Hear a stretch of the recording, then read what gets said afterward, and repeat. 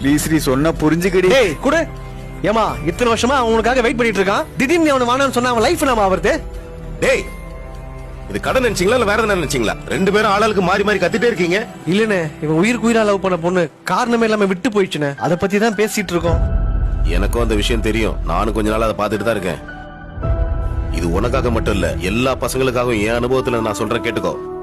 ஒரு பொண்ணு உன்னை வேண்டான்னு சொல்லி காரணமே இல்லாம விட்டுட்டு போறான்னா அதுக்கு ஒரே ஒரு காரணமா மட்டும்தான் இருக்கும். அவளுக்கு பிடிச்ச மாதிரி உன்னை விட பெட்டரா இன்னொரு பையன் கிடைச்சிருப்பான். அவ்வளவுதான்.